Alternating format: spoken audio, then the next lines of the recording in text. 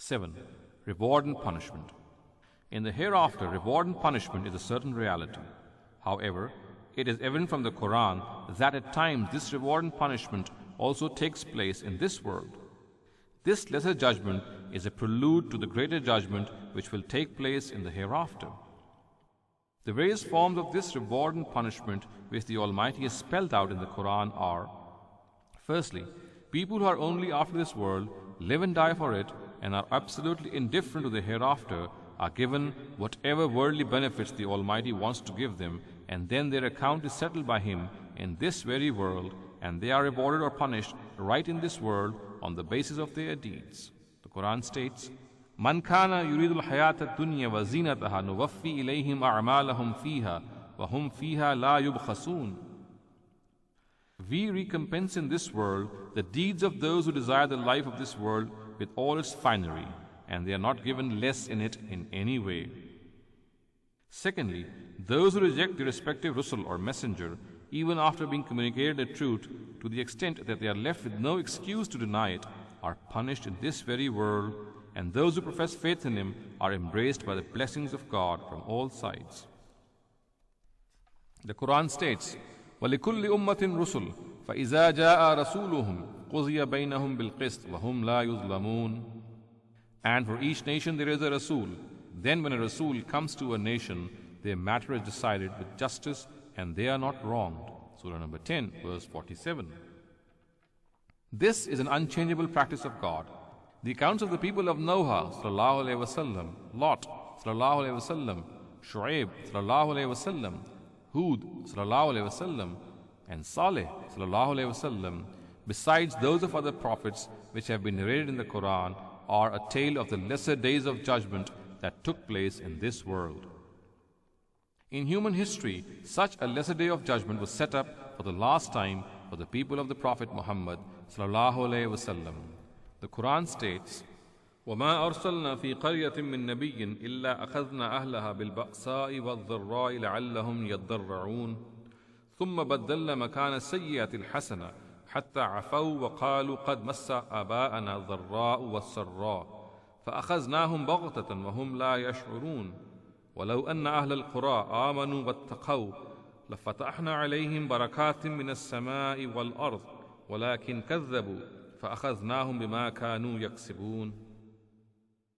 And whenever we sent a prophet as a messenger to any city, we tested its people with hardships which were financial and which afflicted their persons, so that they adopt humility in their supplications. Then we changed their adversity to good fortune, so that when they had prospered a lot, they said, Good and bad days also befell our forefathers. At last we seized them suddenly, and they were caught unaware. And had people of these cities professed faith and remained God-fearing, we would have showered upon them blessings from the heavens and the earth. But they rejected, and we seized them in retribution of their misdeeds.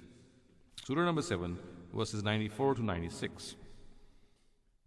Thirdly, the Almighty has promised the progeny of Abraham, sallallahu alaihi wasallam, that if they adhere to the truth, they will lead all nations of the world, and if they deviate from it, they will be deposed from this position and will have to face the punishment of humiliation and subjugation.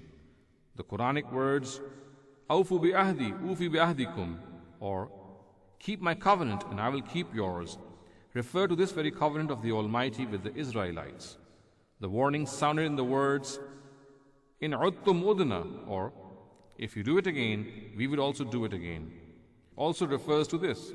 All the books of the Bible mention the details of this covenant. The Quran states, وَإِذِ ابْتَلَىٰ إِبْرَاهِيمَ رَبُّهُ بِكَلِمَاتٍ فَأَتَمَّهُنَّ قَالَ إِنِّي جَاعِلُكَ لِلنَّاسِ إِمَامًا قَالَ وَمِنْ ذُرِّيَّتِي قَالَ لَا يَنَالُ أَحْدِ الظَّالِمِينَ. And recall when Abraham was put to trial by his Lord in a few things, and he fulfilled them. He said, I have decided to appoint you the leader of mankind. And what of my descendants? Asked Abraham. He replied, My covenant does not apply to the evildoers. Surah number 2, verse 124. It is this very promise of the Almighty which is specifically mentioned for the Israelites in the following verse. وَلَوْ أَنَّهُمْ أَقَامُوا التَّوْرَاةَ وَالْإِنْجِيلَ وَمَا أُنزِلَ إِلَيْهِمْ مِنْ رَبِّهِمْ لَأَكَلُوا مِنْ فَوْقِهِمْ وَمِنْ تَحْتِ أَرْجُلِهِمْ مِنْهُمْ أُمَّةٌ مُقْتَصِدَةٌ وَكَثِيرٌ مِّنْهُمْ سَاءَ مَا يَعْمَلُونَ. And if they had adhered to the Torah and the Gospel, and that what has been revealed to them from their Lord, they would have received the sustenance of their Lord from above them and from beneath their feet. No doubt there is one group among them who is righteous, but those whose deeds are evil abound. Surah number 5, verse 66. It is recorded in Deuteronomy, if you fully obey the Lord your God and carefully follow all His commands, I give you today, the Lord your God will set you high above all the nations on earth. All these blessings will come upon you and accompany you if you obey the Lord your God. You will be blessed in the city and blessed in the country. The Lord will grant that the enemies who rise up against you will be defeated before you. They will come at you with one direction, but flee from you in 7. Then all the peoples on earth will see that you are called by the name of the Lord, and they will fear you. The Lord will make you the head, not the tail. If you pay attention to the command of the Lord your God that I give you this day, and carefully follow them, you will always be at the top, never at the bottom. However, if you do not obey the Lord your God, and do not carefully follow all His commands and decrees I am giving you today, all these curses will come upon you and overtake you. You will be cursed in the city and cursed in the country. The Lord will cause you to be defeated before your enemies. You will come at them from one direction, but flee from them in 7. And you will become a thing of horror to all the kingdoms on earth. Chapter number 28, verses 1 to 25. Belief in the angels. Alhamdulillah alladhi fatir as-samawati wal ardi ja'il al-malaikati rusula uli ajniha mathna wa thulatha wa ruba' yazidu fil khalqi ma yasha inna Allah ala kulli shay'in qadir. Gratitude is for God only, creator of the heavens and the earth, He who has made the angels as messengers with 2, 3 or 4 wings. He increases His creation according to His will. Indeed, God has power over all things. Surah number 35, verse 1. The beings through whom the Almighty sends down His directives for His creation are called angels. The Quran uses the word al-malaika for them, which is a plural of the word malak, and the word malak itself has sprung from malak. The word means a messenger. In the above quoted verses, the Quran itself has alluded to the fact that the word malaika has been chosen for them to connote this very meaning. Consequently, it is evident from the Quran that it is through the angels that the communication between this world and the one beyond it is established, and the Almighty is running the affairs of this world through them. The way this is done is that whatever directive they receive from the Almighty is implemented by them as His obedient subordinates. Their own intention or exercise of authority is not involved in this process in any way. They are an embodiment of obedience and are busy all the time in glorifying Him and in celebrating His praises, and never disobey Him in the slightest of ways. The Quran states, وَهُمْ لَا يَسْتَكْبِرُونَ يَخَافُونَ رَبَّهُمْ مِنْ فَوْقِهِمْ وَيَفْعَلُونَ مَا يُؤْمَرُونَ. And they are not defiant to the slightest, and fear their Lord who is above them, and do exactly as they are bidden. Surah number 16, verses 49 to 50. While explaining the reasons for which man has been asked to profess belief in the angels, Imam Amin Ahsan Islahi writes, an inseparable part of faith in divine books and in prophets is faith in the angels. Without believing in the angels, the channel between God and His prophets is rendered ambiguous and unclear. This ambiguity not only conceals an important step in the means of communicating guidance and knowledge, but is also responsible in leading mankind astray in matters of divine guidance. Mankind has always acknowledged that there is a God, and has also conceded that if there is a God, then He should inform them of His likings. However, when He does not come before us face to face, and we are not able to directly view Him, then the question arises about the means through which He communicates His guidance and directives to His creatures. If for this purpose He selects certain outstanding individuals who are called prophets and messengers, then the same question also arises about them. How does He communicate His directives to them? Does He come face to face with them, or adopt some means for this purpose?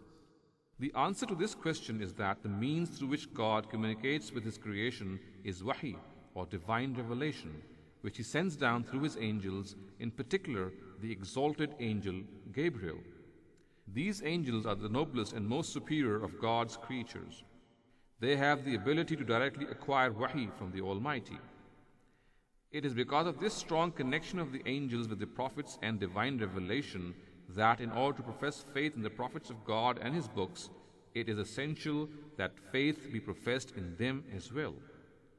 They are entrusted with the responsibility of communicating between God and his prophets and messengers, and viewed thus they are essential, as they are the only creatures which are able to have equal communication with both this world and the one beyond it.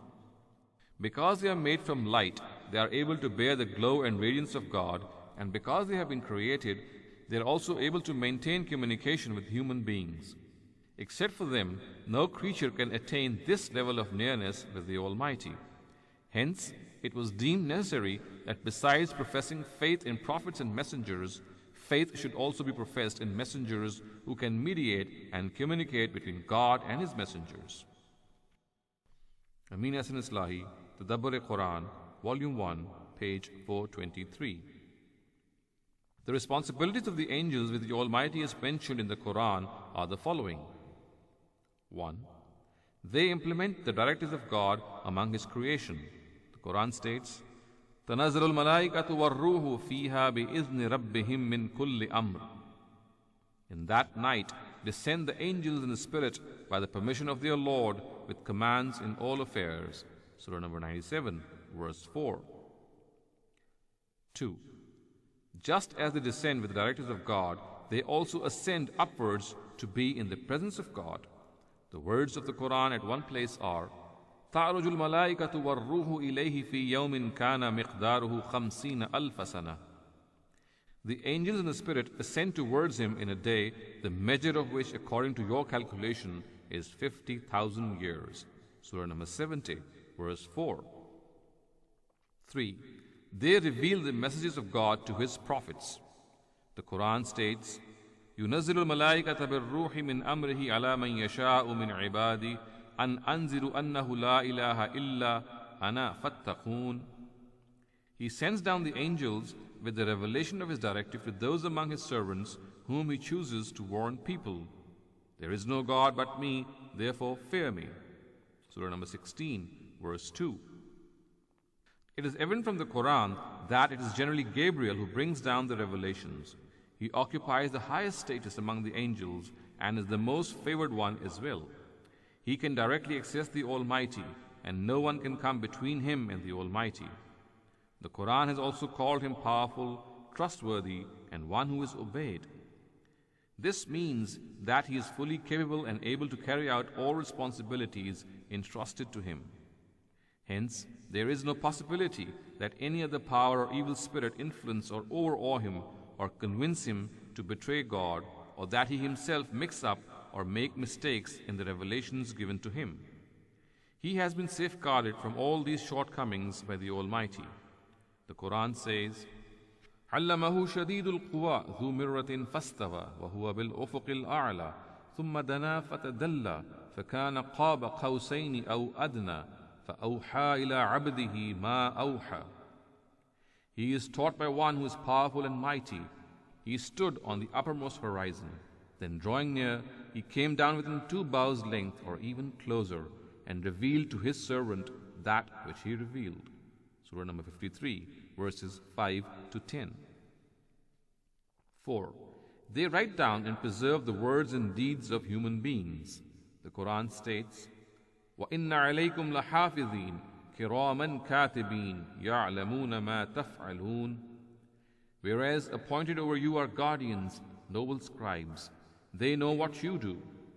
Surah number 82, verses 10 to 12.